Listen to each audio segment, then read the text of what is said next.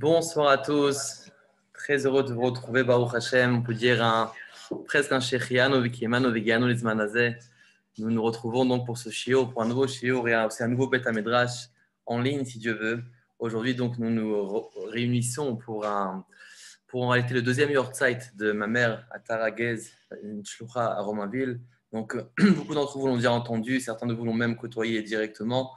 Et donc, à travers donc, son action dans le Bet Rabbad, à travers aussi les shidurim qu'elle faisait, à travers toutes sortes d'organisations qu'elle avait, que ce soit pour Keren Chayamoussia, pour les jeunes mariés, pour les shidurim, pour le Shalom Bayit, pour plein de choses, pour le Chinuch aussi. Mais en tout cas, étant donné qu'aujourd'hui, nous sommes le deuxième Yortzeit, on s'est dit qu'on allait faire quelque chose de plus, Bezrat Hashem, donc pour le reste, jusqu'à Mashiach, si Dieu veut. Donc, c'est de prendre le lien de la halacha. Il y a beaucoup de rabbanim.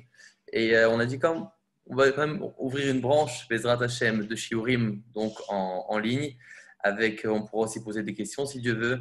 Et lorsqu'on va donc présenter bientôt le programme dans quelques minutes. Et aujourd'hui en tout cas on se rassemble pour évidemment c'est les lois de la Souka. On sait très bien qu'il y a beaucoup de lois, beaucoup d'halachot de la Souka qui sont en général peu connues. C'est vrai qu'on se dit construire une souka, c'est finalement choisir un bon srach et faire des beaux murs, mais en vérité, il y a beaucoup plus de halachot que ça. Alors, on ne va pas vraiment trop compliquer. On va essayer de rapporter ce qui est halakha le maaseh, mais en tout cas, entre-temps, on va dire un grand lechaim, et on va se joindre à tous. D'abord, juste avant de commencer, j'aimerais donc évidemment partager avec vous donc évidemment, on a mis donc le Bet HaMidrash en ligne en place. C'est comme on l'a dit, le Nishmat Atara Bat Avraham Barachel, qu'aujourd'hui c'était son Yortzeit. Et aussi pour le Zchut donc la famille de Shlomo Chaim Bonan et du Rav David Ben Chitrit, Dr Ben Chitrit, pour sa famille, ses enfants, ses petits-enfants qui ont beaucoup de nachat, si Dieu veut, que tous les shiurim et tous les participants et tous les chizukim qu'on aura de ces shiurim-là, Bezrat Hashem, seront pour leur mérite. Alors avant de commencer, juste évidemment, on pourrait se dire quel rapport maintenant entre on ouvre un Bet Midrash avec l'union de la halacha, Sukkot. En réalité, c'est que si pour ceux qui ont connu Madame Gez, ma mère donc, c'était une personne qui était très très attachée au Shulchan Aruch. Déjà évidemment, elle était très très active dans ce qu'elle faisait, mais aussi quelque chose de particulier, c'est que le rabbi en Yechidut lui a dit qu'elle doit faire attention à certaines choses. Et de là, elle a reçu donc la prise sur elle la décision d'apprendre tout le Kitzur Shulchan Aruch.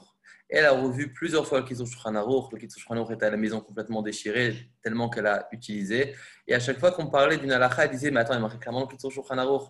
Alors c'est vrai qu'on dit que c'est que le Kitzur Shulchan Aruch, mais en réalité on dit alvaï le Kitzur Shulchan Aruch, pourvu qu'on puisse tous apprendre le Kitzur Shulchan Aruch comme il faut. Comme on sait très bien que beaucoup de rabbanim disent que finalement, la majorité des questions que les gens posent la réponse se trouve dans le Kitzur Shulchan Aruch. Parce que finalement, le Kitzur, c'est vraiment lui qui va nous dicter donc les lois et la vie du quotidien de chaque juif. Donc, étant donné que c'était ça un peu le cave, et c'était une des choses que ma mère faisait, donc il y a aussi un livre de Tarat HaMishpacha qu'elle a écrit, que Bezrat Hashem, on va bientôt le sortir, si Dieu veut, si Dieu nous donne la force. Mais en tout cas, on s'est dit que c'est vrai qu'il y a beaucoup de shiurim qui se passent, que ce soit en Likkutei Sichot, en Chassidut, etc., etc. Et même aussi des shiurim en halacha. On a dit qu'on va essayer quand même de faire quelque chose en halacha avec des diaporamas, de manière que ça soit plus ordonné. Et aussi proposer des formations. Et ces formations-là c'est aussi un des chidushim, c'est des formations qui seront gratuites.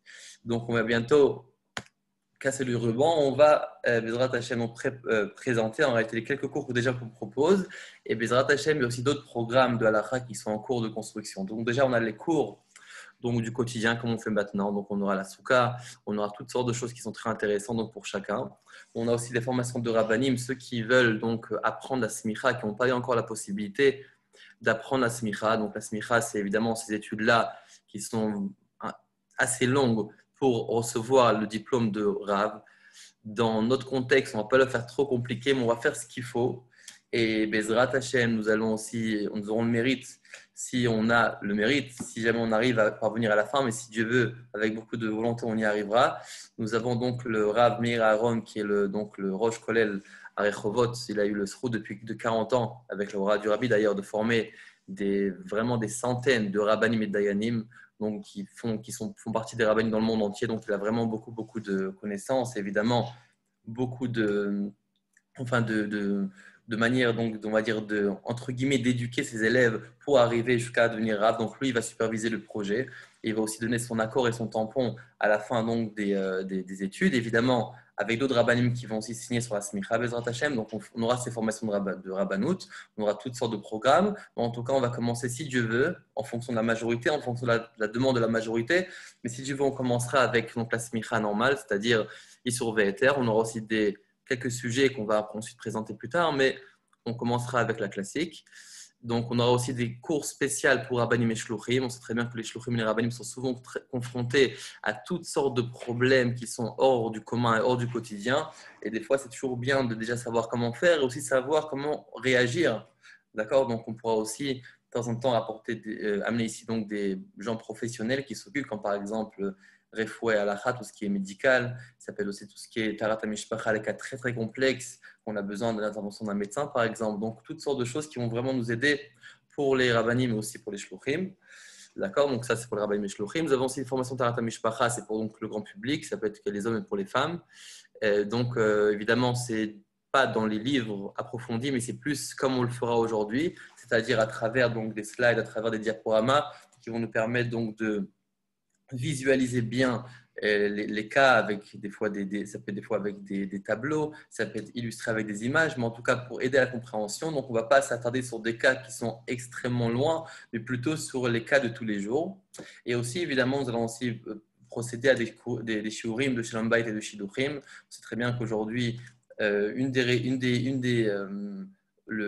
choses que le Yetzer Hara investit le plus, on peut voir de nos jours, enfin de nos propres yeux, c'est le problème donc, de Shalom Bayit, évidemment tous les marloquotes qui se créent entre le couple. Et évidemment, on commence à partir des shidduchim parce que finalement, c'est de là qu'on doit commencer à apprendre. Quand on apprend après, c'est peut-être un peu trop tard. C'est jamais trop tard, mais concrètement, c'est dommage de faire tellement d'erreurs après coup. Autant être bien préparé à l'avance. Donc, Bezrat Hashem, nous allons orienter ces shiurim-là. Au fur et à mesure, nous allons les mettre en place. D'accord? Et donc, évidemment, il y a aussi d'autres choses qui sont en construction qu'on présentera plus tard. Mais en tout cas, par rapport, étant donné qu'il y a beaucoup d'entre vous qui ont demandé quel va être en réalité les plus de la semicha qu'on apprend ici. Alors déjà, évidemment, comme c'est sur Zoom, malheureusement, il y a le corona, donc on ne peut pas vraiment se regrouper ensemble, mais malheureusement, il a aussi un avantage. C'est dur de dire avantage parce que malheureusement, il y a beaucoup de gens qui souffrent, mais concrètement, il y a aussi ce Zoom-là qui a finalement conquis énormément de personnes et c'est vraiment des bêta midrash qui sont rentrés chez les gens à la maison, dans leur téléphone. Et donc, on va donc déjà étudier à la maison, en ligne, c'est faisable. Il suffit qu'une personne soit assez sérieuse pour pouvoir s'asseoir, s'installer, pour réserver 1 heure d'études intense, une soirée, et ensuite le reste des soirs réviser ou avoir une chavruta ou continuer avec des textes qu'on donnera, avec des résumés, etc. Nous avons aussi, donc, tous les cours seront enregistrés. Donc, ces cours-là seront enregistrés, seront donc accessibles à tous les inscrits. Donc, je précise, c'est uniquement pour les inscrits. C'est-à-dire qu'on ne sait pas comme un cours qui pourrait être mis un peu au hasard, que chacun peut rentrer comme il veut, mais c'est vraiment uniquement pour les gens qui s'inscriront, si Dieu veut, à cette formation. D'accord? Donc, nous avons aussi l'étude des accompagnés de résumés et diaporamas, très important pour pouvoir visualiser. Quand on fait un cours, on est face à face, c'est beaucoup plus facile car on peut poser plus facilement des questions. Aussi, avec l'intonation de la voix, avec le visage, on peut se comprendre. Quand on est à travers un écran, c'est souvent beaucoup plus compliqué. Donc, les diaporamas, je pense qu'ils sont assez importants. Évidemment, il y aura beaucoup de textes parce que c'est quand même la smicha, il faut savoir quand même étudier, mais aussi on va aussi s'aider avec donc des diaporamas et des résumés sur le côté. Et donc évidemment, on met un accent dans notre formation sur la partie concrète à la Khalemaase, c'est-à-dire pas uniquement apprendre la théorie, mais vraiment avoir un petit un petit moment où nous allons vraiment étudier ensemble comment interpréter et comment appliquer toutes ces halachot-là que nous allons apprendre ensemble. Donc concrètement dans la vie de tous les jours, comme j'ai dit juste avant, la formation est supervisée par le Rav, donc Meir Aaron en personne. Donc il est, comme je suis souvent en contact avec lui, donc il supervisera donc c'est l'étude et aussi il mettra son tampon pour ceux qui réussiront à la fin. Donc le diplôme donc sera signé aussi par Rav Aaron et par des rabbinim de renommée. Les cours seront transmis par moi, donc il est le Guez. Et le grand plus aussi de ce cours-là, cette formation-là, c'est que la formation est gratuite. D'accord? En général, une formation comme ça coûte en général même en Israël, qu'en général c'est moins cher, compte dans les alentours de 1300 euros. Et Bezrat Hashem, nous allons faire ces études-là gratuitement. Mais d'un autre côté, ce qui est un peu embêtant lorsqu'on fait gratuit, c'est que nous avons besoin aussi du dévouement de chacun. En général, lorsqu'une personne sort de l'argent de sa poche, en général, il est plus dévoué que lorsqu'il fait quelque chose gratuitement. Oui, s'inscrire gratuitement, c'est pas vraiment, on va dire que c'est pas vraiment engageant. Donc, c'est pour ça qu'il va falloir quand même s'inscrire, mais aussi on a besoin quand même de la certitude que la personne sera complètement dévouée. Et donc, si vous voulez déjà noter ce numéro, vous pouvez. C'est donc la personne qui est responsable des inscriptions, il s'appelle Shimon. Donc, comme vous pouvez le voir, vous pouvez noter ce numéro-là. Donc, voilà, donc ça, c'est une partie déjà du Beth Midrash. Donc, les cours qu'on a proposés. Et là, on a présenté en bref donc la smicha. Évidemment, pour les inscriptions, quand les personnes seront inscrites, on enverra aussi donc, les conditions. On a dit qu'il faut un dévouement, il faut aussi quelques petites choses à droite et à gauche. Mais en tout cas, la formation est complètement gratuite. Et Bezrat Hashem, on espère que si on est assez assidu, assez sérieux, on parviendra, si Dieu veut, à décrocher donc une smicha, un vrai diplôme de Rav, comme il faut. Encore une fois à tous, avant qu'on commence le cours, on va faire un petit lechaim et on va dire que ce shiro-là soit pour la Elou Nishmat de Atara Bat Avraham lechaim. Un dernier petit point qui est très important, qui en vérité qui va différencier la façon dont nous allons étudier que d'autres smichot, c'est que nous n'allons pas aborder au sujet de la smicha donc de sujet en sujet, c'est-à-dire en ordre en fonction du livre, mais nous allons en vérité faire cette étude-là par étapes. J'appelais ça étude par étapes parce qu'en réalité, étant donné que c'est des fois très long, très compliqué, donc en vérité, ce qu'on va faire, c'est qu'on va partager la smicha en plein de petits sujets. Et nous allons donc présenter, étudier ensemble ces sujets-là. Et à chaque fois que nous terminons un sujet, on a un petit contrôle qui résume en réalité l'étude qu'on a fait. Et après, on peut cocher et passer au prochain sujet. L'avantage de ça, c'est déjà, on voit déjà un but, on voit déjà une fin. C'est vrai que c'est des petites étapes, mais concrètement, on voit la fin d'une petite étape et comme ça, on avance et on grimpe les échelons. Et aussi, il y a des personnes, par exemple, qui préféraient étudier donc la smicha un peu, on va dire désordonnée, c'est-à-dire choisir certains sujets et les compléter par ensuite. Donc, comme ça, au moins, chaque personne a la possibilité de venir et de dire, par exemple, moi, j'ai choisi d'étudier, par exemple, les erreurs dans un Sefer Torah. Ensuite, les notions des lois de Harif. Qu'est-ce que c'est un Harif? Le couteau, etc. Lorsqu'on a des aliments qui sont Harif. Et j'aimerais étudier ces notions-là. Donc ensuite, il passe un contrôle, on lui valide son contrôle s'il réussit le contrôle, et ensuite, donc, il peut passer à la prochaine étape.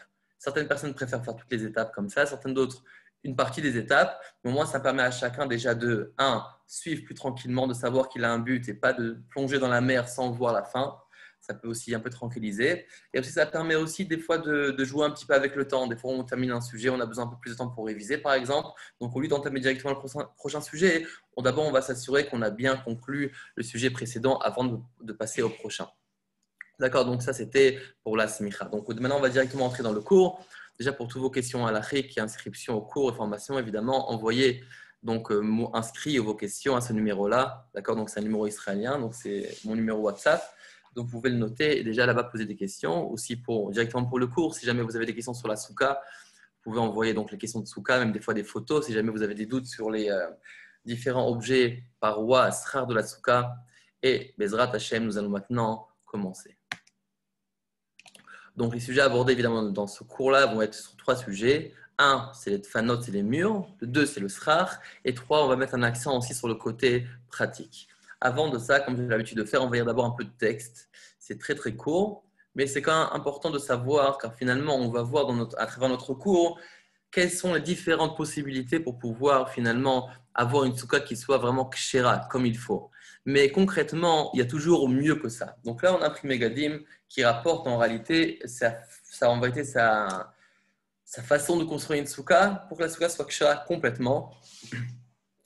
Et là, nous allons plus nous orienter en fait sur les murs de la soukha, à quoi les murs de la soukha doivent ressembler, pour que ça soit vraiment tranquille d'après la halacha, sans aucun problème.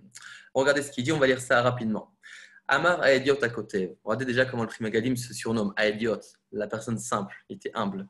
Raïti saderkan din ercher soukha bli pikpo klal liot kshera apimenak vatikin vechasidim. Donc là, le Pri Megadim nous dit qu'en vérité, il veut nous présenter une façon de construire la soukha de manière à ce qu'elle soit complètement cachère, sans aucun problème. Si vous voulez avoir une souka tranquille, kshera, il faut que votre souka soit vraiment de 4 murs. Donc pas 2 murs et demi, pas un mur et un autre quart, mais vraiment 4 murs, vraiment 4 murs, donc des 4 côtés fermés. Et au quatrième côté, évidemment, la forme d'une porte pour pouvoir rentrer. Et ça, c'est à partir du noï, c'est à partir de la beauté de la souka, d'accord, de pouvoir avoir comme un style de porte, donc une ouverture pour pouvoir rentrer. Il faut aussi la placer dans un endroit qui soit beau et aussi digne pour pouvoir résider. D'accord, on sait très bien que la souka finalement c'est quand même dira, c'est une dira taraï, mais c'est une dira, c'est quand même une façon de nous, enfin, on va séjourner dans la souka pendant 7 jours, et donc on doit, de la même façon lorsqu'on habite, on veut vraiment habiter dans un endroit qui est beau, de la façon si idéalement on va placer la souka dans un endroit qui est beau, qui est digne d'une souka. Aussi, on ne devra pas placer la souka dans un endroit qui sent mauvais ou qui est sale. Aussi, à part ça, c'est uniquement, je fais kiddush dans la souka par exemple. Si je me trouve dans un endroit qui ne sent pas bon, c'est aussi un problème pour faire la bracha. Comment je peux me permettre de faire une bracha dans un endroit qui ne sent pas bon? Il dit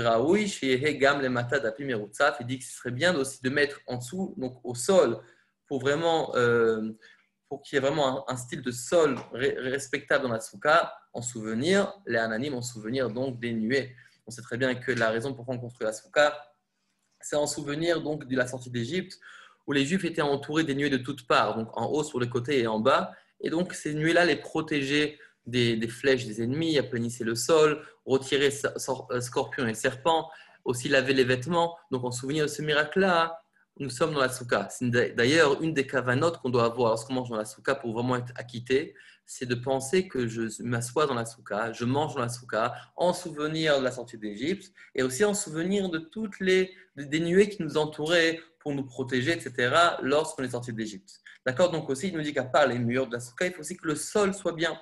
Vega mishum kvot karkal ajoué gumot, kibut karkal ajoué gumot b'yom tov et Shabbat, c'est aussi parce que si jamais c'est vraiment du sol, c'est vraiment de la terre, donc on ne pourra pas ensuite balayer parce qu'on risquerait d'aplanir le sol, ce qui est interdit pendant Shabbat et Yom Tov. À part ça, nous avons aussi un autre problème, c'est que des fois, lorsqu'on a un sol, alors on risque aussi, par exemple, de verser par exemple, un verre d'eau qui pourrait faire pousser des plantes. C'est aussi un problème en soi. Donc, en tout cas, déjà du premier Gadim, on voit, soyez tranquille, faites une souka comme il faut, c'est-à-dire 4 parois. Et la quatrième paroi, évidemment, la porte fait une forme de porte, même qu'il n'y a pas une porte réelle concrète, mais au moins une entrée, une belle entrée pour la beauté de la souka. Maintenant, nous allons continuer encore avec un petit texte, tout petit texte. Regardez ce qu'il dit ici le rameau, parce qu'en réalité, pourquoi je rapporte ça ici? Parce qu'en réalité, plus tard, on va voir que nous avons finalement différents types. C'est très très dur de faire une souka avec 4 murs. Souvent, par exemple, on a un balcon, on a une terrasse, et on voit que finalement pas tout rentre dans la souka. Donc on essaie il y a aussi des fois des portes coulissantes, donc c'est des fois un peu compliqué. En tout cas, regardez ce qu'il dit ici le rameau. Donc, dans le Shulchan Aruch, on rapporte que Venagu Arshav. Donc on a eu la coutume, la sot mechitzot shlemot qui heina kol bekim bedin a mechitzot kolbo. Donc c'est kolbo, c'est la référence. Mi shein lo ketetzor kol mechitzot adif az asot gimel mechitzot shlemot midalet shenam shlemot. Donc à part ça que le Pri Megadim conseille de faire 4 murs concrets, là il nous dit qu'en vérité, vous savez qu'il y a aussi d'autres dîners que des fois on peut faire un demi-mur par exemple. Il dit mais écoute, étant donné que c'est compliqué ça à la route là, ne rentre pas dedans. Essaye de faire des murs complet, entier, donc du bas vers le haut. Et si tu as le choix, parce qu'on a dit que c'est mieux de faire 4 murs, mais si tu as le choix de faire 4 murs mais pas entiers et 3 murs entiers, par exemple, on n'a pas assez de bois, on n'a pas assez de planches, on n'a pas assez de tenture, ou bien que la place ne nous permet pas finalement de construire une souka comme il faut, c'est-à-dire avec des murs entiers, alors il nous dit, au lieu de faire 4 murs à moitié, et à ce moment-là, on rentre dans des complications, car il faudrait aussi donc à part ça, il faudrait aussi, excusez-moi, à part ça, il faudrait donc aussi, c'est préférable de faire 3 murs entiers que 4 murs pas entiers. Donc d'accord, donc en bas j'ai marqué 4 murs. Évidemment, quatrième mur c'est idéal avec une entrée. Sinon, si on n'a pas assez de bois, on n'a pas assez de moyens de faire donc les 4 murs entiers, il vaut mieux 3 murs complets que 4 murs non complets. D'accord? Dernier point qu'on va lire et ensuite on va passer plus au diaporama directement. Donc, ça, c'est le Sefer HaMinagim. Donc, Minak Rabat, c'est de quoi? Aussi, matfanot gam mitvayim psulim l'esrach gam lechatrila. Donc, déjà, il nous dit que les murs, on sait très bien que pour le srach, il faut qu'ils soient cachers. Pas tout le srach n'est cacher. Mais en tout cas, les murs, on peut se permettre de faire des murs qui ne sont pas forcément cachers pour le srach, car les murs ne sont pas le srach. Donc, les murs ne sont pas obligés d'avoir les mêmes catégories, les mêmes critères que le srach même. Deuxièmement, lorsqu'on construit la souka, on essaie de mettre 4 murs, comme on l'a mentionné juste avant du Pri Megadim. Troisièmement, on met beaucoup de srach. Quatrièmement, on ne décore pas la souka. Donc évidemment, celui qui a coutume de décorer la souka, il peut décorer. Ça, on parle du nakraba de ne pas décorer. Pourquoi? Parce qu'on dit qu'il vaut mieux qu'on profite de la souka comme elle est. On n'a pas besoin de déguiser la souka, entre guillemets. On veut voir la beauté de la souka comme elle est, aussi simple qu'elle est. Ça, c'est la raison. D'accord. Et dernier point, en minagenu la sodritzpa miuchelet de la souka. On ne va pas faire un sol spécial pour la souka. J'imagine que c'est un rapport avec le point précédent, c'est de laisser la souka belle comme elle est, sans trop de décoration. Évidemment, chacun fera d'après son minag. Mais au moment, on a lu ce que le Sefer HaMinagim nous dit. Donc, on va commencer. Déjà, où construire la souka? Vous savez très bien que déjà, la première chose à faire quand on construit la souka, c'est déjà de savoir où on va la construire. Donc, premier point, c'est déjà de savoir est-ce que j'ai le droit, par exemple, de ouvrir ma souka dans le domaine public. Ou bien, par exemple, je suis dans une résidence, donc j'ai une cour en bas qui appartient un peu à tout le monde. Est-ce que j'ai le droit de mettre ma souka en bas? Ou bien, encore plus, est-ce que j'ai le droit de faire ma souka chez le voisin? J'ai un petit terrain qui dépasse, j'ai envie de m'installer chez lui et faire la souka. En réalité, vous savez, dans le Shulchan Aruch, il est écrit que karka enen ixelet. Un sol ne se vend pas. Mais malgré ça, ne se vole pas, pardon. Mais malgré ça, il y a aussi quand même ce vol-là qui plane au-dessus et qui pourrait aussi poser problème. Pourquoi? Car finalement, si ça ne m'appartient pas, ou encore plus, même si je fais dans le domaine public, mais que ça dérange le passage, donc finalement, ça remet un petit peu en cause donc ma souka. Donc c'est pour ça ce qu'il faudrait faire, c'est qu'évidemment que si on fait dans le domaine public, essayer d'avoir une autorisation, donc de la police par exemple, ou d'une personne qui est responsable de la mairie. Et si par exemple c'est et aussi à part lorsqu'on a l'autorisation, il faut aussi la faire dans un endroit qui ne va pas déranger les passants. Car c'est vrai peut-être que le maire a donné l'autorisation par exemple, mais étant donné que les passants quelque part ça leur appartient aussi un petit peu, car le domaine public appartient un peu à tout le monde. Donc, si ça dérange les passants, c'est aussi un problème. Donc, il va falloir aussi garder un peu l'équilibre entre les deux. Donc, d'essayer de recevoir une permission, a priori, et aussi de mettre la souka de manière à ce que ça ne dérange pas trop le passage. Pareillement, aussi, lorsqu'on fait une souka, par exemple, dans une résidence, où finalement, nous sommes un peu tous associés à la résidence. Étant donné que concrètement, la résidence m'appartient aussi un petit peu, finalement, la cour m'appartient aussi un petit peu, même si on est locataire, ça m'appartient concrètement, je paye la location, donc ça m'appartient. C'est vrai que ça appartient à tout le monde, mais je suis une part dedans. Donc, on pourra aussi construire une souka dans une cour qui est donc qui appartient un peu à tout le monde, donc à tout le bâtiment par exemple. Mais aussi, il va falloir faire attention de ne pas mettre la souka dans un endroit qui va déranger le public. D'accord? Donc, ça, c'est un point. Deuxième point, une terrasse. D'accord? Une personne qui, par exemple, qui fait construire sa maison dans une terrasse, souvent, il est confronté à des terrasses qui sont au-dessus de lui. D'accord? Donc, important de voir, de vérifier. Si je construis ma souka, est-ce que je n'ai rien qui fait séparation entre ma souka et le ciel? Car finalement, si je veux que ma souka soit kshera, il faut que je m'assoie dans une souka vraiment où, entre moi et le ciel, il n'y a aucune interruption. Donc, il faut faire attention qu'on n'a pas de terrasse au-dessus de nous. Et pareillement aussi qu'il n'y a pas d'arbre. Souvent, on fait une souka dans le jardin. Et ensuite, on pourrait se retrouver dans une situation où on a un arbre qui va recouvrir une partie de la souka. Et là, on rentre dans des complications. Donc, vérifiez ça avant. D'accord? Et comme on l'a dit, vérifiez que l'endroit est bien digne pour une souka, c'est-à-dire que l'endroit ne soit pas mauvais, qu'il soit respectueux, qu'il n'y a pas des poubelles qui traînent à côté, car ce n'est pas respectueux pour la souka. Prochain point, d'accord, il faut faire attention à l'ordre de la souka. Il faut construire la souka en ordre. Ça veut dire quoi en ordre? Ça veut dire qu'il faut construire la souka, étant donné que la souka est constituée de deux choses. Un, les parois, les murs, et deux, le srach. Donc, il va falloir faire attention, comme dans une maison, que d'abord on construit les murs et ensuite on place le srach par-dessus. Si je fais le contraire, à ce moment-là, ce n'est pas valable. C'est pour ça que si jamais j'ai fait le contraire, j'ai d'abord placé le srach, ensuite les murs. Il va falloir que je soulève le srach pour que ce soit considéré comme si que je l'ai retiré et je l'ai mis. Un autre cas de figure qui pourrait être courant, surtout quand en Europe il pleut souvent à Sukkot, c'est une personne construit sa souka, mais il a mis par-dessus une bâche. D'accord? Donc, avant de dévoiler sa souka pour Sukkot, il met une bâche et entre-temps il installe sa souka, il met sa souka, il met donc des fois des styles de tente comme ça qu'on met par-dessus une bâche pour protéger de la pluie. Mais si une personne a mis le srach lorsque la bâche était encore dessus, ensuite il va donc découvrir la bâche et rentre aussi dans un problème. Donc là aussi, il devra faire la même chose dans ce cas-là. Donc déjà, a priori, il devra faire attention donc d'abord de découvrir la bâche, monter ses murs, placer le srach. Et s'il ne l'a pas fait, il devra donc faire la même chose, soulever le srach pour que ce soit considéré comme si qu'il a mis et qu'il a retiré. Maintenant, les murs de la souka. Les murs de la souka, comme on l'a dit, on peut le faire de n'importe quel matériel. Peu importe les matériaux qu'on utilise pour la souka, c'est valable. Même que par exemple, c'est très bien que pour le srach, on ne peut pas utiliser de métal, par exemple. On pourra, d'après la halakha, quand même l'utiliser pour les parois de la souka. D'accord? Donc là, en réalité, on appelle ça une vue d'oiseau, oui. Donc, un matériau. De la même façon aussi, il va falloir faire attention que la souka, les murs même n'ont pas d'odeur. Souvent, le bois s'use un petit peu, ou des fois le canis, certains utilisent du canis pour envelopper la souka, s'use un petit peu et ça sent un peu l'odeur du moisi.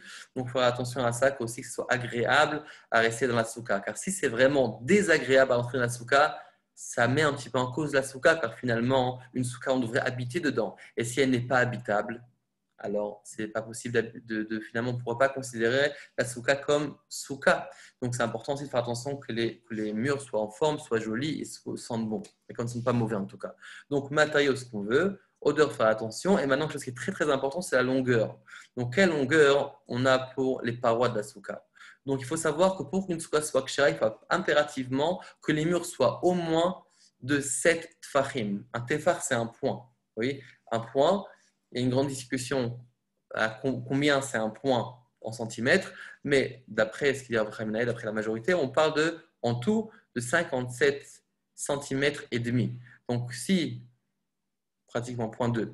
Donc, une personne qui a 57 cm, 0,2 de tous les côtés, d'accord, c'est le minimum qu'on a besoin pour que la souka soit kshera. Moins que ça, la souka n'est pas kshera. D'accord, donc il faut faire très attention à ça. Des fois, on a par exemple certains font par exemple des petites soukottes ou bien qu'on a vraiment une terrasse qui est très très petite, très très étroite. Il faut vraiment faire attention qu'on a donc cette taille-là de la souka. Maintenant, regardez, vous allez me poser la question. Si maintenant j'ai 1,20 m sur 50 cm, donc en tout sur la surface, je vais oui arriver quelque part à ces 57 cm,2, d'accord, dans la totalité. La réponse est que ce n'est pas valable non plus. Car dans la souka, on a besoin de 7 tfachim, car on doit avoir le sentiment de se pouvoir habiter, s'asseoir dedans convenablement. Donc, si c'est étroit d'un côté et long de l'autre côté, ça ne sera pas valable. Donc, comme on l'a dit, chaque paroi devra faire minimum 57 cm,2. D'après le rabbi Avraham Chaim Naeh. Maintenant, regardez un cas de figure, c'est intéressant, qui est aussi assez courant. Des fois, on a une très grande souka, la souka est magnifique, elle est kshera, extraordinaire. Mais ensuite, nous avons un petit renfoncement dans la souka. Donc, vous voyez ici en rouge, un petit renfoncement dans la souka, que ce renfoncement-là est étroit et fait moins que 7 fachim, fait moins que ces 57 cm et demi. Donc, est-ce que c'est kasher ou pas? Alors, évidemment, l'ensemble de la souka est kshera, étant donné que finalement, c'est une grande souka belle, les murs sont solides. Mais par contre, on ne pourra pas s'asseoir dans la partie qui est étroite. D'accord? Souvent, des gens qui veulent un peu leur petit coin tranquille, veulent s'installer un peu de retrait. Il a trouvé un petit coin dans la souka. Il faut qu'il fasse attention. Si le coin donc, est étroit, donc fait moins que 7 tfachim, 7 points, donc il ne pourra pas s'asseoir dans cette zone-là. Il pourra s'asseoir évidemment dans le reste de la souka, mais pas dans cette zone. Donc là, on a parlé de la longueur, maintenant on parle de la hauteur. La hauteur de la souka doit faire de minimum 10 tfachim. 10 tfachim, ça veut dire 82 cm. Donc, il faut vraiment noter tout ça, c'est très important. Si le mur fait moins que 82 cm, que la souka fait moins que 82 cm, la souka n'est pas valable. Alors évidemment, vous allez vous poser la question, qui fait une souka de 82 cm? Alors la réponse est dans l'image suivante, c'est qu'en vérité, pas simplement la souka doit faire minimum 89 cm, mais on va dire toute souka finalement pour qu'elle soit kshera, il faut que le mur fasse minimum 82 cm. même si la souka fait par exemple 2 mètres, 3 mètres de haut, il faut faire attention que finalement que le mur qui va entourer de la souka soit au minimum de 82 cm, donc dit Fahim. Alors vous allez me poser la question, alors on n'a pas besoin que le mur, que la paroi monte jusqu'en haut, ça on verra dans la diaporama d'après, mais en tout cas pour l'instant, le mur doit faire minimum 82 cm. Regardez dans l'image ici, j'ai fait un petit trait sous la fenêtre. Idéalement, pour qu'on soit vraiment tranquille d'après la halakha, on sait très bien que chacun a des fenêtres dans la souka. Donc évidemment, les soukas en général qui sont achetées avec le tampon, tout va bien. En général, les fenêtres sont plus hautes, il n'y a pas de problème. Mais des fois, on construit nous-mêmes donc notre propre souka. Et des fois, on a toutes sortes de fenêtres qui sont donc dans la souka et ça pourrait poser problème. Alors c'est pour ça que c'est important de faire attention qu'au moins que les fenêtres soient plus hautes que les dites fahim, donc 82 cm, de manière à ce que je suis assuré que j'ai au moins donc ces dites fahim qui vont entourer ma souka. Donc, on revient à ce qu'on a dit juste avant, 82 cm, et regardez juste au-dessus, c'est complètement ouvert. Est-ce que la souka est kshira ou pas? La souka, elle est oui kshira. Pourquoi? Parce que finalement, j'ai déjà mon mur qui est placé, je n'ai pas besoin que le mur monte jusqu'à là-haut. D'accord? Donc, nous avons parlé de la longueur minimum 7 fahim, 57 cm.2. Nous avons parlé aussi maintenant de la hauteur. Et la hauteur, ce n'est pas simplement la taille de la souka, c'est aussi la taille de la paroi qu'on vient de dire. Il est possible qu'on pourrait laisser, on verra juste après, donc l'espace ici vide, tant que j'ai une paroi qui fasse minimum 82 cm de hauteur. Important de souligner évidemment, c'est que on ne va pas faire 82 cm pile, car des fois on peut un peu se gourer, surtout qu'il y a des marlocotes, si c'est 82 cm ou plus. Si on peut arrondir à 1 mètre, c'est très bien, comme ça on est vraiment rassuré d'après toutes les chitotes. Maintenant, admettons qu'on fasse le contraire. J'ai oui une paroi de 1 mètre de haut, mais je l'ai placée au-dessus, c'est-à-dire collée au srach. Donc j'ai vraiment placé la paroi et je l'ai élevée jusqu'en haut, mais j'ai laissé donc une ouverture en bas. Là, est-ce que c'est valable? Ce n'est pas valable. Dans la halakha, on parle que si c'est plus élevé que 3 tfachim, que 24 cm, la souka n'est pas kshera. Pourquoi? Parce que la paroi n'est pas considérée comme une paroi. Parce que si on pense bien, à quoi sert une paroi? Une paroi, ça sert à délimiter finalement un terrain, faire en sorte que des intrus ne peuvent pas finalement entrer dans la souka. Donc si par exemple, chaque petit animal pourrait rentrer dans la souka, ça prouve que je n'ai pas de barrière finalement, je n'ai pas de paroi. La paroi est là finalement pour empêcher les animaux ou toutes sortes de choses de rentrer dans ma souka. Donc si je ne délimite pas le terrain comme il faut, à ce moment-là, ce n'est pas valable.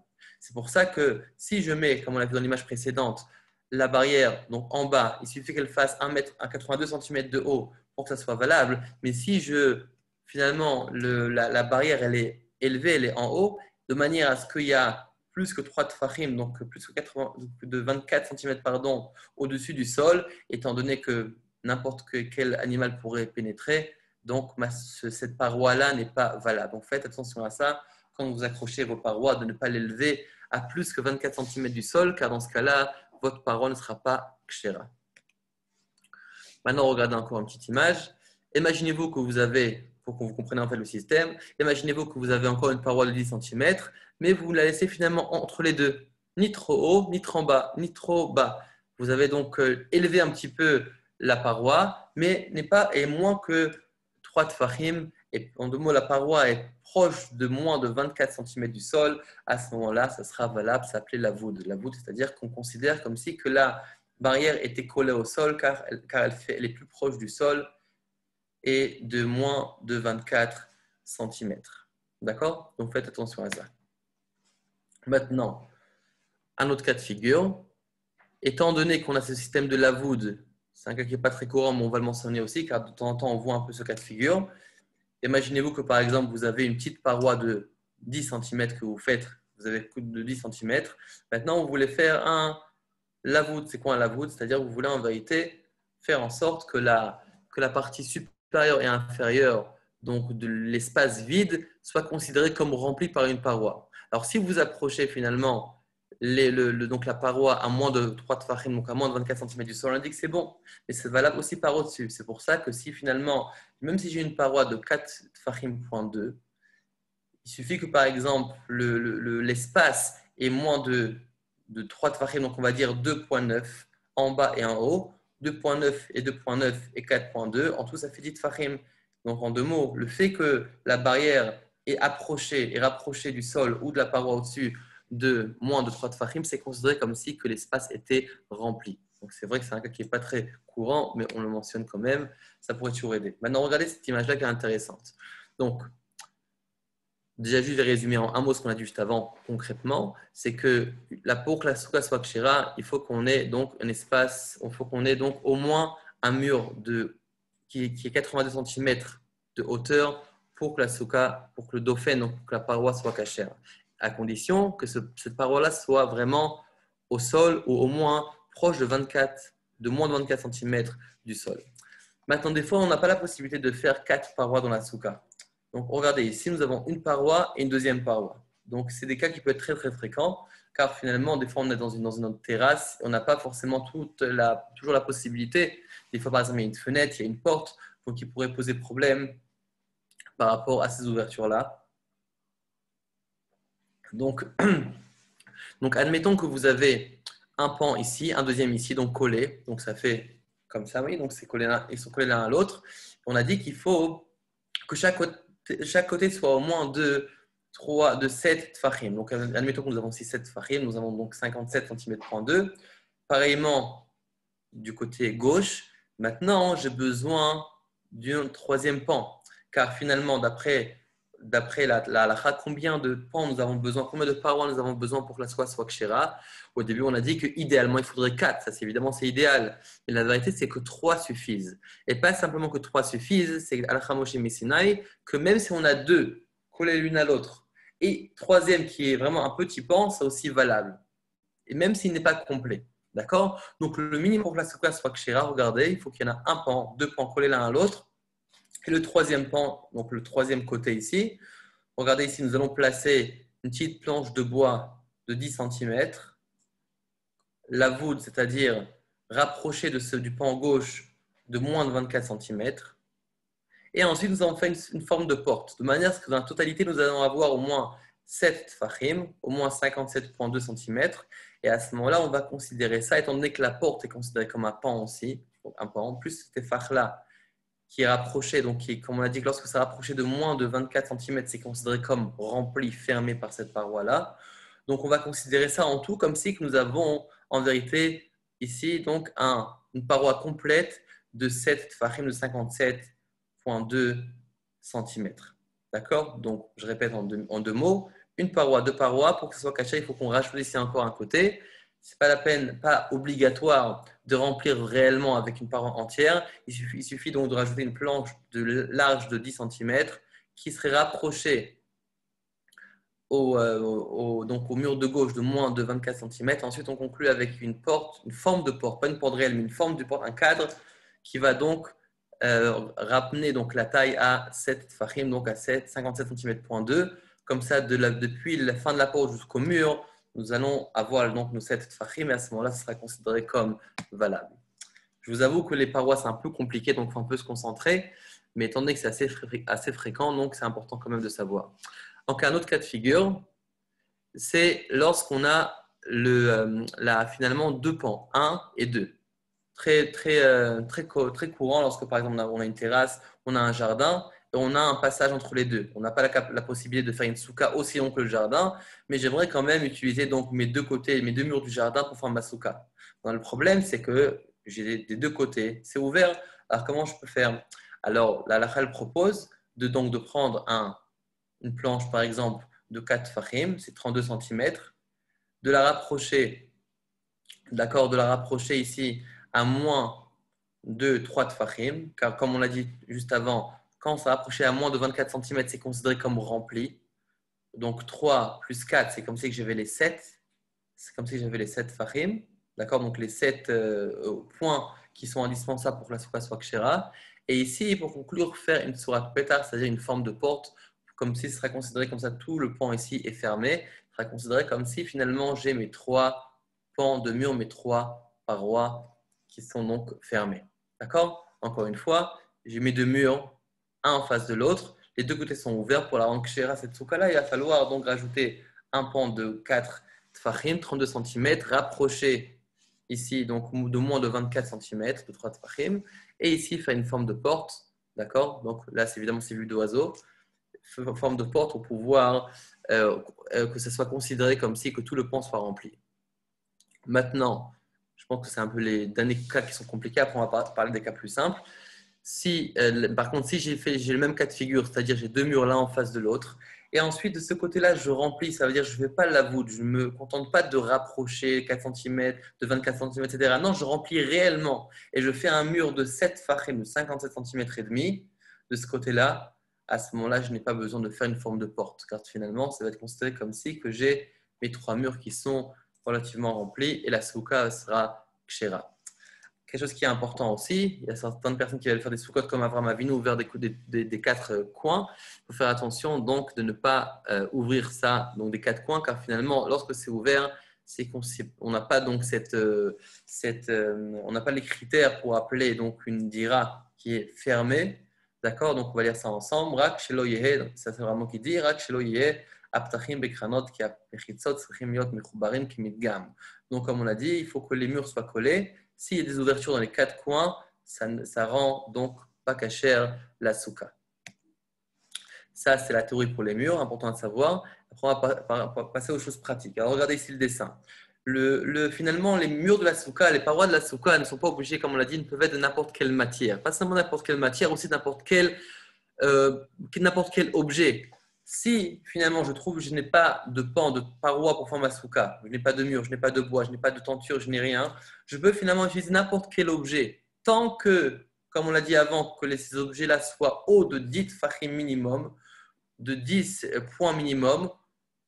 Même on a dit qu'il y a un espace en haut, c'est pas grave car on considère comme si tout était fermé. Ça s'appelle good asik, c'est-à-dire que tout est fermé là-haut. À partir du moment où j'ai 10 cm de hauteur, tout va bien. Donc je peux mettre n'importe quoi, des chaises, je peux mettre des meubles, etc. qui vont constituer ma souka. Et vous allez voir après pourquoi c'est important de savoir ça. Mais avant ça, encore une petite introduction par rapport aux soukot d'aujourd'hui qui sont faits de tenture, que dans beaucoup de cas, ces soukot-là ne sont pas ksherot. Donc on va voir ça juste après. Mais en tout cas, nous avons aussi une autre notion, on va essayer de faire ça en simple, qui s'appelle la voûte. Donc on a dit, lorsque ça rapproché de moins de 24 cm.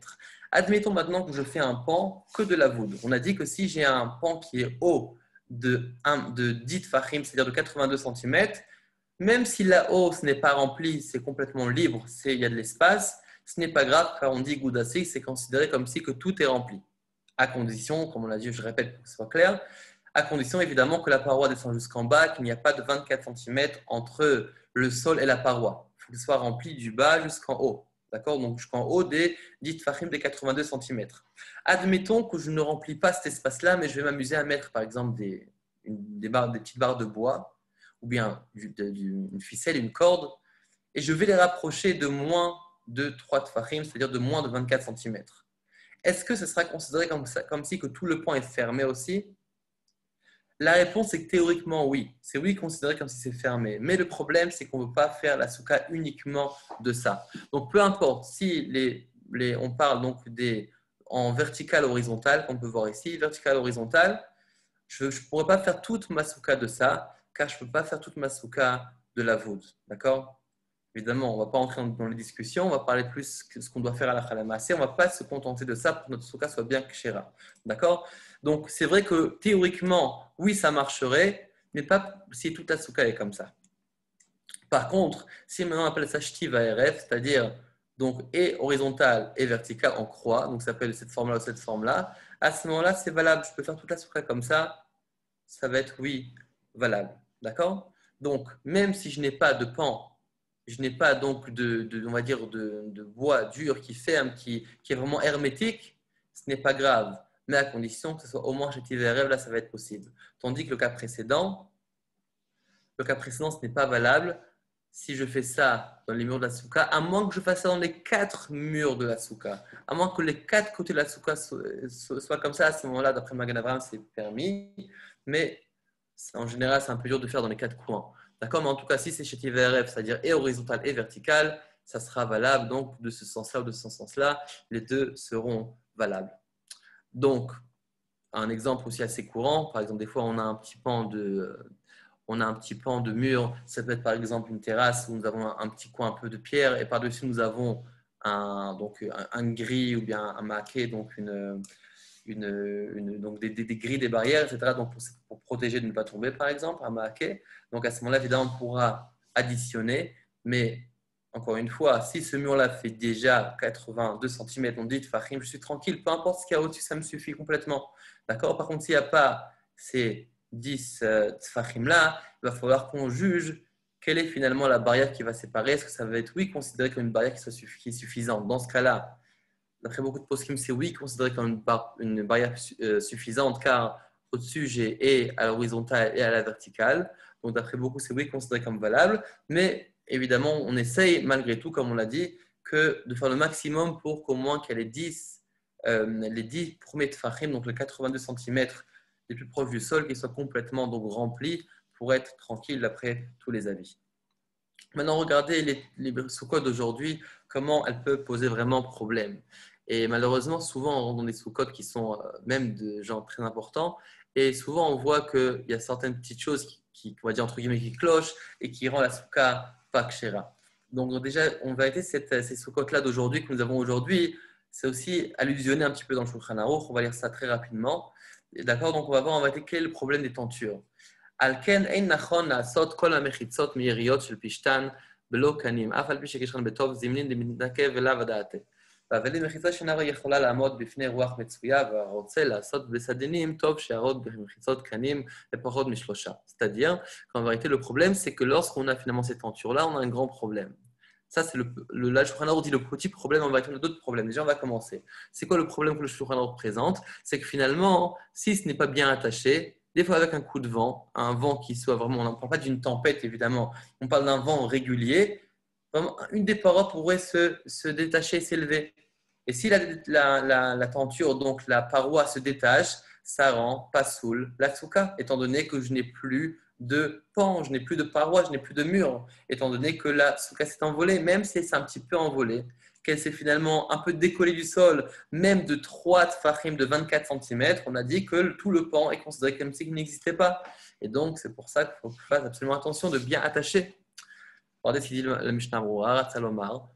Deim enida otam, afilu ein bekoach haruach lapel otam legamre, même si le vent bouge, même si le vent n'a pas la possibilité de faire tomber complètement la paroi, rak shalede haruach olech hamechitza, uba, כמובן דשוב לא חשיבה מחיצה, אפילו עומדת בבית שאין שם רוח, כלל לא חשיבה מחיצה. Même si cette souka-là est vraiment protégée par d'autres murs extérieurs, d'accord? Donc on ne parle pas que ces murs-là sont proches de la souka, car si ces murs-là sont vraiment proches de la souka, sont collés à la souka, c'est finalement ces murs qui sont parois de la souka et pas les tentures. Mais admettons que cette souka-là est dans un espace qui est protégé du vent, même étant donné que théoriquement, potentiellement, s'il y avait du vent, ces mechitzot-là, ces tentures-là pourraient s'élever, pourraient donc être décollées. Toute la souka n'est pas kshera. Faites très attention à ça. D'accord? Donc, ça, c'est le premier problème. Le premier problème, c'est que les parois pourraient s'élever. Deuxième problème que les poskim ont écrit, c'est même que finalement, théoriquement, elles ne pourraient pas se détacher, mais si la souka bougerait avec un vent, même si la souka ne fait que bouger d'un petit peu, même au milieu de la souka, c'est-à-dire que la partie supérieure et inférieure est bien attachée, mais à cause du vent, étant donné que ces parois-là, en général, ne sont pas bien tirées, à ce moment-là, il faut faire attention, car le fait donc ces tentures bougent, même si elles sont bien attachées en bas et en haut, finalement, ça détériore un petit peu et ça retire donc le nom de parois, de murs sur ces pans-là, et à ce moment-là, ça pourrait mettre en cause toute la souka.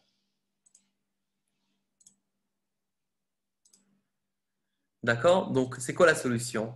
Et donc, finalement, on retrouve ce problème-là donc, dans énormément de soukotes. À part ça, à part le fait que des fois, même, des gens n'attachent même pas la paroi, à ce moment-là, c'est vraiment pas une souka. Même des fois, en général, je ne pense pas que c'est possible de tirer tellement bien les bâches, tellement qu'elles sont vraiment, vraiment qu'elles ne bougent pas du tout. Donc, c'est pour ça la solution, c'est ce qu'on a dit avant, c'est de mettre, on a dit que c'est vrai qu'on ne peut pas faire toute la souka comme ça, c'est-à-dire 3 pans, à moins qu'on fasse toute la souka 4 pans comme ça, mais on ne va pas vraiment se tenir uniquement sur ça, mais en général, en tout cas, c'est sûr que ça va aider, donc de rajouter des cordes qui vont donc se porter sur au moins 10 tfachim, au moins 82 cm, avec un intervalle de moins de 24 cm. En principe, 3-4 cordes, ça devrait suffire. Ça dépend aussi de l'épaisseur de la corde, mais en général, on va dire que si on met 4 cordes de manière à ce que sur les 82 cm, j'ai mes cordes qui ont en moins d'un intervalle de 24 cm, de moins de 3 tfachim, pardon, à ce moment-là, ça sera donc valable. Ça va aussi aider à ce que la souka, les tentures même ne bougent pas. Car si on se rappelle bien ce qu'on a dit au début du cours, pour que la souka soit kshera, il faut au moins que j'ai un pan de 10 tfachim, donc de 82 cm, qui soit vraiment solide et kashère. Au-dessus, ce n'est pas grave. Ce serait idéal, évidemment, ce serait la beauté de la souka, mais de la cache-route, ça ne va pas vraiment toucher dans la cache-route. Donc, il faut au moins que j'ai mes 82 cm qui soient complètement remplis. D'accord? Donc, admettons, si je mets ces cordes-là, à part le fait que c'est aussi considéré comme une paroi en soi, à part ça, ça va solidifier la partie inférieure, donc les 82 cm inférieurs de la souka, et ça va faire en sorte aussi que ma tenture ne va pas bouger. Évidemment, idéalement, si je peux mettre maintenant ces cordes-là à l'intérieur et peut-être aussi rajouter une ficelle qui va entourer la souka de l'extérieur de manière à ce que ça ne va pas bouger, à ce moment-là, je suis vraiment tranquille et j'ai une souka bien kshera. Maintenant, regardez cette astuce-là. Souvent, on rentre dans une souka, on est un peu gêné, car on remarque que les tentures ne sont pas bien installées, ne sont pas bien attachées, et on ne sait pas si on peut manger dans cette souka. Des fois, on est invité chez une personne importante, chez un ami, chez de la famille, on n'a pas envie de vexer, et on voit que la tenture est en train de s'envoler. Comment on peut faire? Ce qu'on peut faire, c'est tout simplement, par exemple, sur place, si on ne peut pas attacher, ou bien pour rester discret, c'est simplement mettre des chaises. Comme on l'a dit juste avant, même des objets peuvent constituer des parois. D'accord? Donc, si maintenant j'ai une chaise qui est haute, donc on retourne dans les mêmes critères. Si j'ai une chaise qui est haute, par exemple, de 82 cm, mais évidemment qui n'est pas élevée, donc c'est-à-dire que l'espace qui est entre le siège et le sol est moins élevé que 24 cm, ou bien que les pieds sont plus proches de 24 cm, ça va être considéré comme si j'ai eu un pan qui est caché. Donc, je pourrais mettre ça, plusieurs chaises comme ça sur le pan pour que ce soit considéré comme une paroi kshera. Un cas extrêmement courant qui rend tout simplement des sous-côtes qui pas cachères pour rien du tout, et c'est très dommage. Regardez bien ici. Regardez ici, nous avons, excusez-moi l'image est partie, voilà, elle est revenue. Donc, regardez ici, nous avons donc une souka, admettons qu'on parle d'une souka qui est kshera, qui a 3 pans comme il faut. D'accord? Mais des fois, le srach n'arrive pas jusqu'au bout de la souka. Si, encore une fois, donc on reprend encore ces 3 tfachim, donc c'est 24 cm. Si j'ai 24 cm donc d'espace entre le srach et la paroi, c'est considéré comme si je n'avais pas de paroi. Donc, c'est considéré comme si j'avais que 2 parois. Une paroi, 2 parois. Cette paroi-là qui est au milieu n'est pas considérée, ne vaut rien, étant donné que le srach n'arrive pas à la paroi. Donc, encore une fois, si le srach est décalé de la paroi de 24 cm, toute la paroi tombe et elle est inexistante d'après la halacha. Et donc, la souka est psoula. Très important de savoir que lorsqu'on met le srach aussi, de bien le placer de manière à ce que le srach arrive jusqu'au bout, ou du moins pas plus loin que 24 cm. Un autre din, une autre halacha. Nous savons aussi très bien que finalement aujourd'hui, nous avons plein de soukot qui est fait de métal, on appelle ça le mahamid des mahamid. On parle de la misgueret, c'est-à-dire du cadre de la souka, de la bâtisse de la souka. On ne parle pas du srach encore, on parle finalement de la souka même. Il faut savoir que le srach, lorsqu'on va poser, il va falloir qu'on le pose sur quelque chose qui ne soit pas mekabel touma, qui ne va pas recevoir l'impureté. Mekabel touma, on va en parler un peu juste après. Mais de manière générale, le métal, c'est oui quelque chose qui est mekabel touma. La question, c'est de savoir comment faire pour que les barres, pour que finalement on puisse poser notre srach sur quelque chose qui va finalement faire interruption entre le métal et notre srach. Car, comme on l'a dit, le srach ne peut pas être posé sur quelque chose qui est mekabel touma. Alors, regardez ici. Si, admettons donc, ce qui est en gris, évidemment, c'est le métal, et là, c'est le bois. Le bois, c'est en général, comme on verra plus tard, mais le bois, en général, ce n'est pas mekabel touma. Si on parle de simples morceaux de bois, ce n'est pas mekabel touma. D'accord? Donc, ce n'est pas apte à recevoir l'impureté.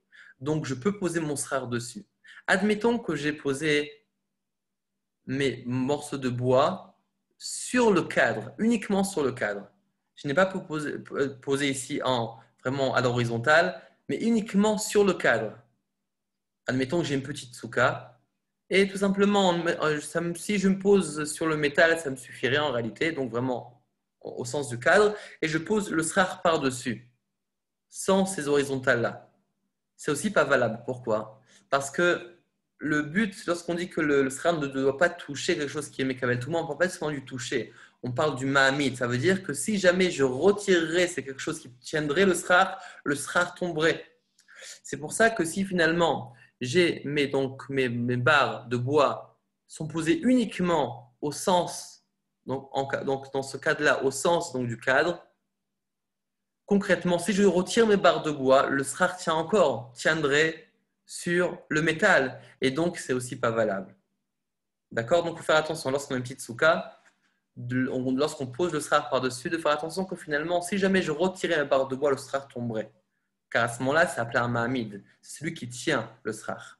Par contre, si, comme on l'a dit, c'est uniquement sur le cadre et j'enlève le bois, le srar tiendrait toujours, car finalement, il tient déjà sur ce métal-là. Par contre, si j'ai une grande souka, en général, ce n'est pas un problème. Si par exemple, je place une barre de bois ici à l'horizontale, donc vraiment qui traverse la souka, de manière à ce que je pose le srar, que si je retire le bois, le srar tombe, à ce moment-là, c'est valable, car finalement, ce n'est pas le fer qui m'a fait tenir mon srar, mais c'est le bois qui m'a fait tenir mon srar. C'est quelque chose qui n'était pas Mekabel Touma, j'espère que c'est clair. En fait, pour les questions, vous pouvez tout simplement écrire des questions et on va essayer de répondre. On va essayer de ne pas faire trop d'interruptions on va dire, en vocal durant le cours. Si pour nos autres formations, on aura vraiment le micro ouvert, car ce sera en général des formations plus en groupe. Mais pour ce cours-là, si vous voulez, vous pouvez tranquillement poser des questions à l'écrit et on essaiera d'y répondre Bezrat Hashem. Maintenant, par rapport à la quantité du srar, combien de srar qu'on doit mettre dans la souka? Déjà, il faut savoir que la halakha minimum, c'est qu'il faut mettre la majorité lorsqu'on met le srar, on a nombre majoritairement. C'est-à-dire que finalement, si je ferais le calcul entre l'ombre et le soleil, qui taperait sur le toit de la souka, je verrais que finalement, j'ai plus de srar, plus d'ombre que de lumière. Donc ça, c'est le premier critère à savoir.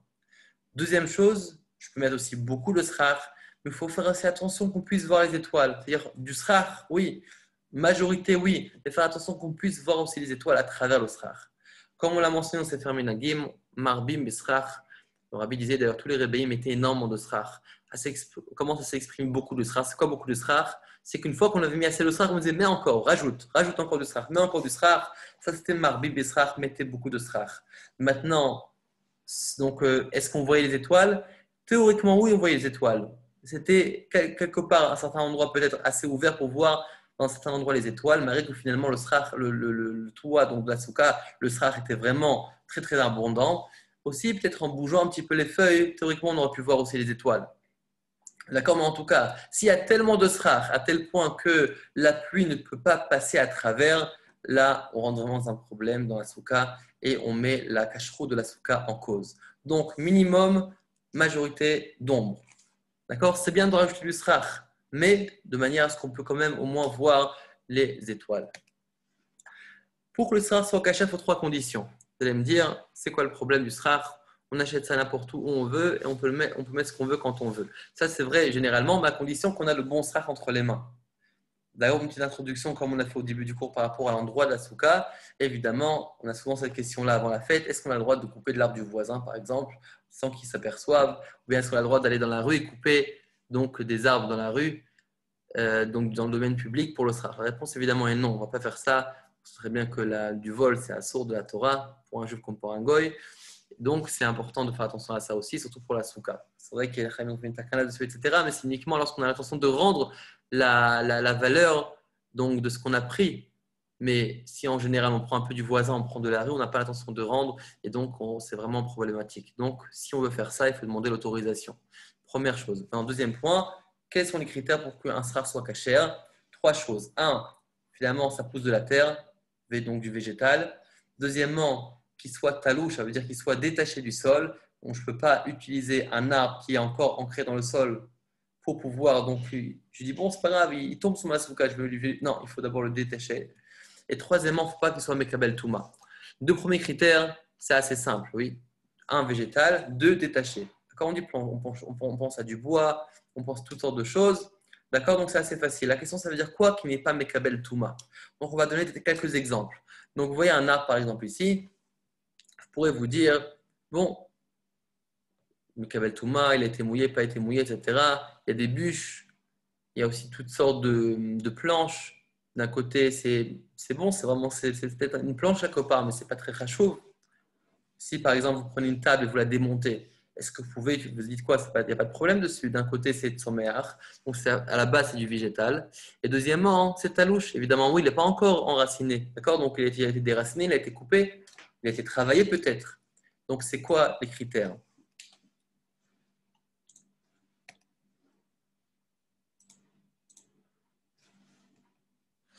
Donc c'est quoi les critères du srar kasher? Donc les deux premiers points, on en a parlé. Un, végétal, deux, qui soit détaché du sol. Et c'est quoi maintenant Mekabel Touma? Alors on va donner des petits exemples. Un, déjà, c'est par rapport au matériel. C'est-à-dire que le matériel, il faut faire attention qu'il soit un matériel qui soit en général pas Mekabel Touma. Du bois en général, ce n'est pas Mekabel Touma. Pourquoi? Parce que en général, shooter que les haies, des petits morceaux de bois, un, ça n'a pas d'importance. Deux, si ce n'est pas un cli, ce n'est pas un ustensile, ça n'a pas été travaillé comme un ustensile. D'accord? Ou bien ce n'est pas un réceptacle. Dans la Shulchan Aruch, on rapporte un exemple, par exemple, de flèche. On pourrait dire peut-être les barres, donc les tiges de flèche.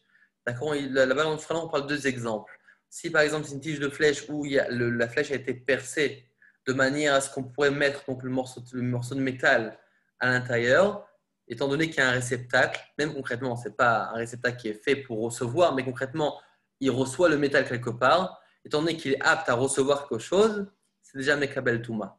D'accord? Donc, un, il ne faut pas que ce soit un ustensile, ce n'est pas un kéli. Deux, que ce ne soit pas un réceptacle. Ça, c'est par rapport même au bois. Pour le reste, même que de manière générale, le bois, c'est shooté kéli, ce n'est pas Mekabel Touma. Mais si on parle du métal, par exemple, du plastique, c'est oui Mekabel Touma en soi.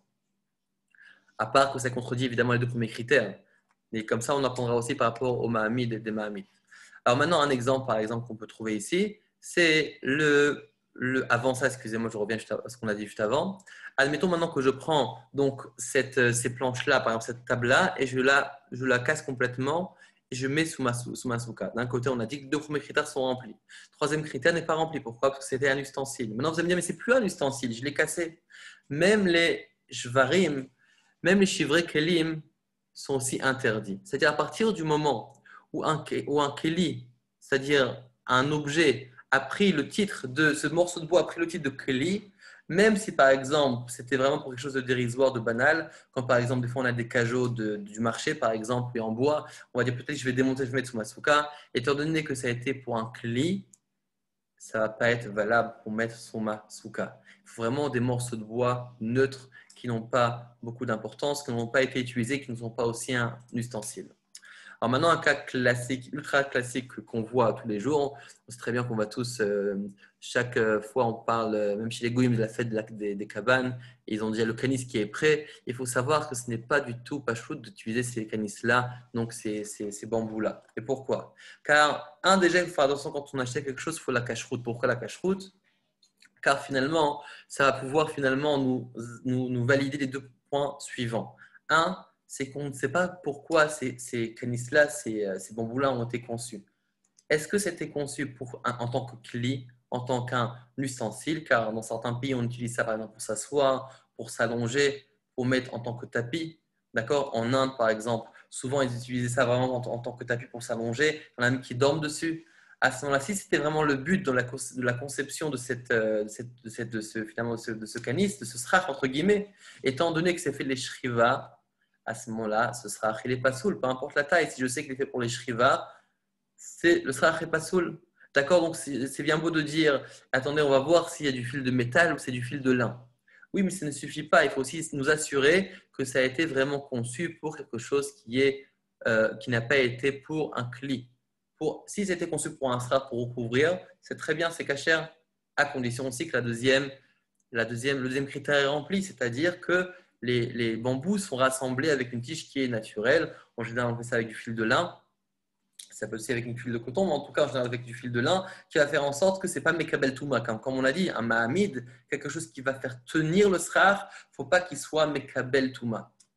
Mais en tout cas, ça ne suffit pas, comme on l'a dit. Il faut aussi que le premier critère soit rempli, c'est-à-dire vérifier l'usage. Pourquoi ces canis-là, ces bonbons-là ont été créés, ont été conçus? Est-ce que c'était vraiment pour en tant que srar, même si ce n'est pas les Shem Mitzvah, mais au moins ce n'est pas pour s'allonger dessus, car à ce moment-là, on ne pourra pas utiliser ce srar-là.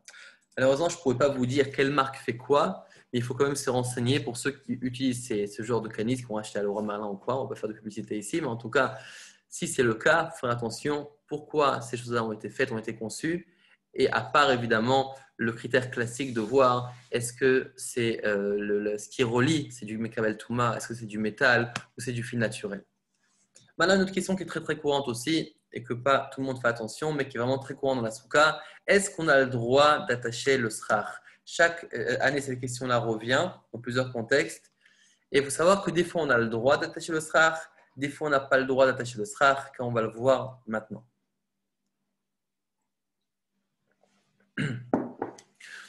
Déjà, il faut savoir que le Tosfot nous dit qu'on ne peut pas attacher le srar avec des masmerim. On ne peut pas attacher le srar avec des clous. Pourquoi? Car quand même, la souka, c'est vrai que c'est une dira, c'est une demeure, c'est un endroit où on va finalement séjourner durant 7 jours, mais ce n'est pas une dirat keva, ce n'est pas une résidence fixe, une dirat aray, une résidence temporaire.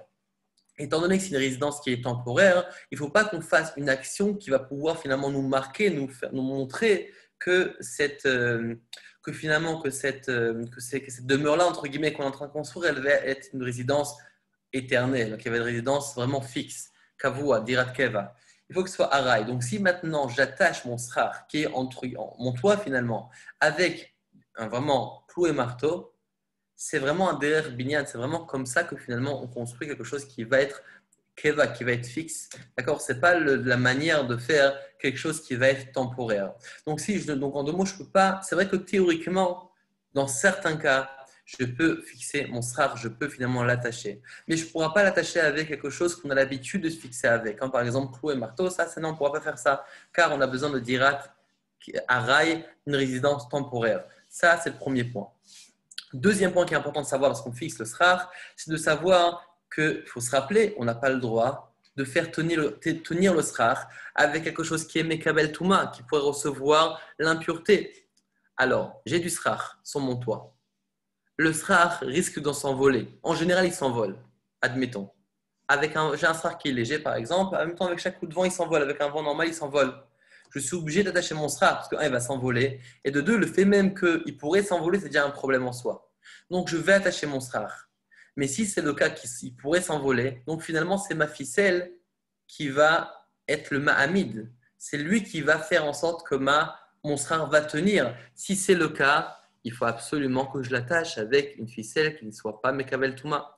On a par exemple des ficelles de coton, des fils de lin pâtissé qui est naturel. Ça peut aussi des fils de bambou, toutes sortes de morceaux de bois qu'on pourrait faire avec des nœuds, d'accord, mais qui n'a pas été travaillé. Ça va être bon pour fixer. Pourquoi c'est important d'utiliser ça et pas qu'on appelle ça de la zikonim, oui, donc des attaches en plastique, parce que finalement, j'ai besoin de faire tenir mon srar avec quelque chose qui n'est pas mekabel touma, étant donné que le vent pourrait le faire envoler.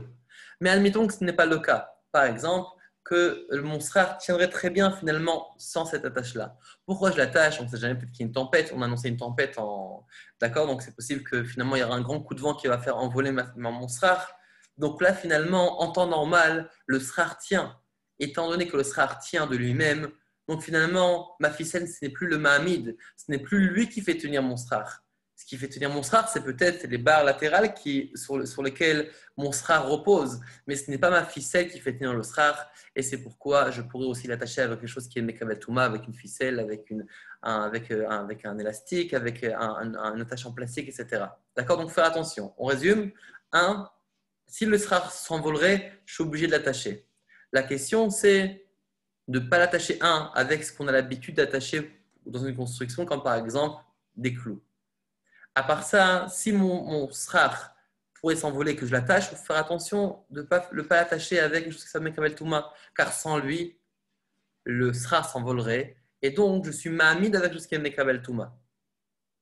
Par contre, s'il ne s'envolerait pas parce qu'il est assez lourd, et je l'attache juste parce que pour être tranquille, à ce moment-là, je peux oui l'attacher avec quelque chose qui est Mekabel Touma. Maintenant, on a aussi une autre option d'attacher le sra pour être tranquille. D'accord? Par exemple, je pourrais, donc j'ai les lattes qui sont en dessous qui vont faire tenir le sra. J'ai aussi, je pourrais par exemple mettre une autre latte par-dessus. On a dit des morceaux de bois, ce n'est pas Mekabel Touma, donc je pourrais aussi mettre une latte par-dessus et ensuite accrocher ensemble. Donc j'ai une latte au-dessus, une latte en dessous, le srar au milieu et accrocher donc le tout avec une ficelle même Mekabel Touma. D'accord? Étant donné que j'ai une planche par-dessus, donc une latte de bois par-dessus, en général, le poids fait en sorte que déjà le srar ne s'envole plus. Donc ensuite, je peux attacher en sandwich les deux et ça sera valable même si ce ficelle-là est Mekabel Touma, car encore une fois, ce n'est pas grâce au fil qui tient, il tient déjà par lui-même. D'accord, maintenant on va passer à on s'approche à la fin du cours. On va parler d'un cas très très courant qui s'appelle Dofen Akuma, très important de savoir. Donc, Dofen Akuma, c'est en réalité un srar qui est pas soul. Donc là, j'ai mis du canis. Bon, évidemment, ce n'est pas du canis, c'était juste pour me montrer un morceau de bois qui est pas soul. Ce n'est pas en vérité le srar qu'on connaît. D'accord? Là, on parle d'un srar pas soul et là, on parle d'un srar kacher. D'accord? Maintenant, donc là, on a vu d'oiseau. Nous avons donc les 4 parois ici.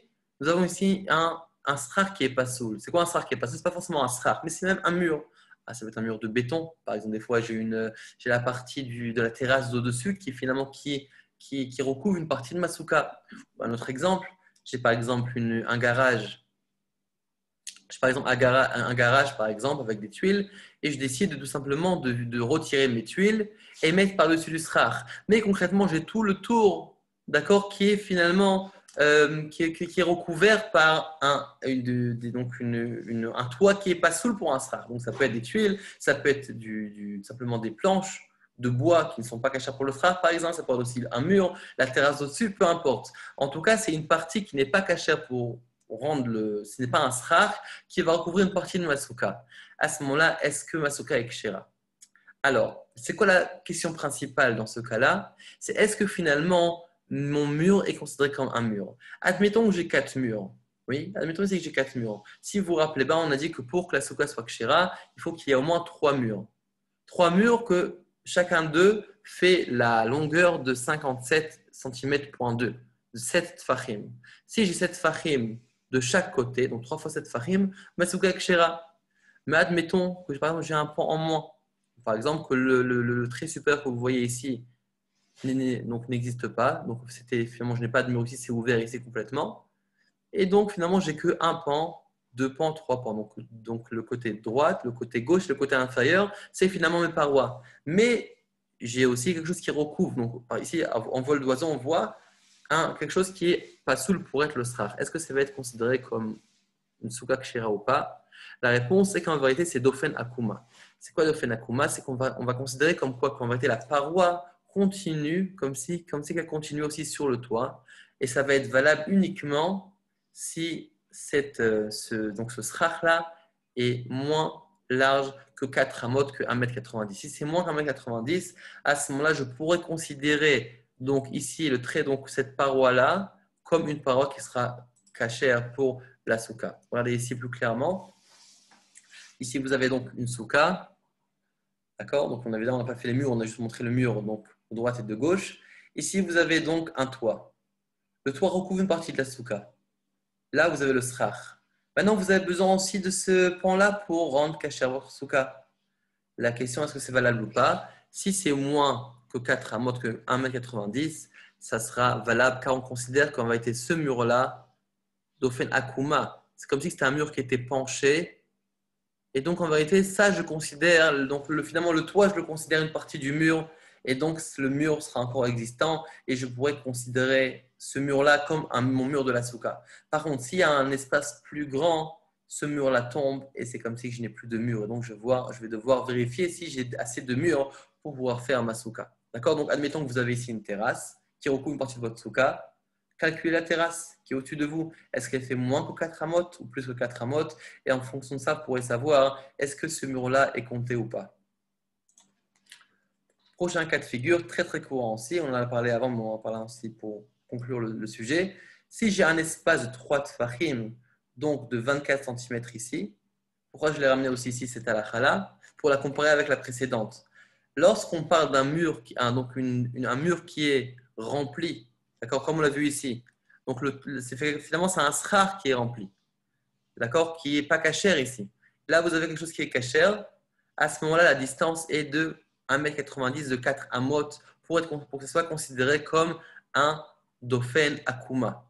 D'accord? Important de préciser que j'ai oublié de le faire, c'est à condition évidemment que le srar est collé au mur. Donc au mur, au dofen akuma, au toit plutôt. Si c'est collé, à ce moment-là, ça va être valable à condition qu'il y a moins de 4 amot d'1,90 m. Ça, c'est si c'est rempli par quelque chose qui n'est pas donc valable pour le srar de la souka. Par contre, si vous avez un espace, là, c'est beaucoup plus dur. Là, étant donné qu'il n'y a rien, c'est 3 tfachim, c'est 24 cm. Plus que 24 cm, vous pourrez retirer donc cette paroi de la souka et donc vous aurez un problème justement. Donc vous ne pourrez pas finalement compter cette paroi en tant que souka, vous devrez donc vous débrouiller avec le reste si vous avez donc assez de murs, ce qui est en général très rare d'avoir une situation où on a les 4 murs qui nous entourent. Maintenant, admettons que vous avez donc un 3 tfachim, d'accord, donc encore 24 cm de vide entre le srar. Là, encore une fois, c'est le même principe. C'est comme si on a coupé la souka en deux. Et donc, vous devez avoir deux tailles de souka. Donc, si vous avez 3 pans de mur ici, chacun d'eux fait 7 fachim, 57 cm et demi, ça sera valable. Sinon, ça ne sera pas valable. Car finalement, cet espace-là a coupé la souka en deux. Maintenant, admettons que vous avez la même chose, mais c'est en rempli. Comme on l'a dit juste avant, Dofenakuma, c'est rempli par quelque chose. Là aussi, c'est rempli, mais ce n'est pas rempli sur le côté. C'est rempli au milieu de la souka. Là, ce n'est plus 4 amot, c'est 4 fachim, c'est 32 cm. Là, votre souka est coupée en deux. Évidemment, on ne pourra pas. On va faire attention, évidemment, souvent dans les soukottes, on a dit qu'il faut avoir majoritairement d'ombre par rapport à la lumière. Mais souvent, on a quand même des petits trous. Donc, comme il dit le rameau, les petits trous, on ne peut pas forcément faire attention parce qu'on n'aura pas fini. Mais si vraiment on a un trou qui est plus grand de 3 tfachim, ou bien on a du srar pasoul, par exemple, vous avez même un sac plastique qui est tourné par-dessus, ou un morceau de bâche qui est encore sur la souka, qui recouvre 4 tfachim, c'est-à-dire 32 cm, il faut faire attention de ne pas manger en dessous, car ça ne sera pas valable. C'est la souka avec shira, mais cette partie-là, on ne pourra pas donc manger en dessous. Donc voilà, j'espère que c'était assez clair. En tout cas, si vous voulez, évidemment, il faut toujours envoyer donc les questions. Donc pour ceux qui sont inscrits, évidemment, sur la liste de diffusion, donc on a déjà le numéro. Et Bezrat Hashem, on espère tous qu'on passe tous une bonne fête de Sukkot. Donc je rappelle évidemment que qu'on diffusera le lien de vidéo en principe uniquement pour ceux qui sont inscrits. Comme ça, donc ceux qui sont intéressés donc, de rentrer dans la liste de diffusion peuvent s'inscrire et donc envoyer inscription au lien, au numéro qu'on a indiqué. Et Bezrat Hashem, on se retrouve pour d'autres shiurim. On essaye de faire en sorte que les shiurim soient ma'asi. Donc c'est vrai que la souka, c'est un peu compliqué à beaucoup de détails. On a essayé de toucher les points qui sont un peu les plus courants. Mais en tout cas, Bezrat Hashem, on se retrouvera sur d'autres shiurim. Donc on a déjà plusieurs shiurim qui sont déjà en cours de construction. Et aussi évidemment des plusieurs formations qu'on a. Et sur Tarat HaMishpacha, comme on l'a mentionné. Et aussi évidemment sur la Smicha. Donc, vous pouvez déjà commencer à vous inscrire. On enverra un formulaire à chacun. Donc, on rappelle que toutes les formations sont Baruch Hashem gratuites. Et donc, la seule chose qu'on demande, évidemment, c'est évidemment pour les formations à long terme, oui, des formations à plusieurs mois, une formation d'1 an et demi. Donc, évidemment, c'est le sérieux, le dévouement de chacun. Donc, pour ceux qui pensent s'inscrire à la Smicha, évidemment, essayez donc de trouver une chavruta, ce serait le top, comme on dit, donc de trouver un compagnon d'études pour pouvoir donc quand même, parce que c'est quand même compliqué de garder, c'est des fois assez dur même de garder le rythme de l'étude et vraiment de persévérer, mais quand on est à deux, c'est beaucoup plus facile et surtout qu'on aura aussi des parties que vous devrez réviser vous-même, donc à la maison, même des fois avancer avec le texte qu'on enverra. Donc en tout cas, donc déjà, pensez-y déjà et bien après les fêtes, on va démarrer. En tout cas, je vous souhaite tous que Mahatima Tova, Shana Tova Mtuka, que vraiment on ait tous une bonne et douce année et que malgré les situations dans le monde entier, on a marqué au Frost, Aleinu Sukkot Shlomecha Akadosh Baruch Hu, qui nous étend sur nous la Soukha de la paix. Évidemment, on fait référence à la Soukha de David Anophelet, Akadosh Baruch Hu, il va nous faire reconstruire, remonter la Soukha de Mashiach, si Dieu veut, de David Anophelet, la Soukha de David qui est tombée. On parle de la Soukha de Mashiach. On sait tous qu'on va tous se retrouver dans la peau du Léviathan, en train de tous entourer des tzadikim de toutes les générations dans la grande Soukha du Mashiach. Donc, on espère tous déjà que directement avec cette fête de Sukkot-là, cette fête de Sukkot-là protège, évidemment, comme la Soukha protégeait les Bnei Israël, comme la Soukha, on faisait référence, comme on a dit au début du cours, des nuées qui protégeaient les Bnei Israël dans le désert, que cette Soukha-là aussi protège les Bnei Israël, donc les Juifs dans le monde entier, le monde entier en général, qu'on puisse se retrouver avec Mashiach très très bientôt. Et on vous souhaite à tous donc une bonne et douce année et à très bientôt.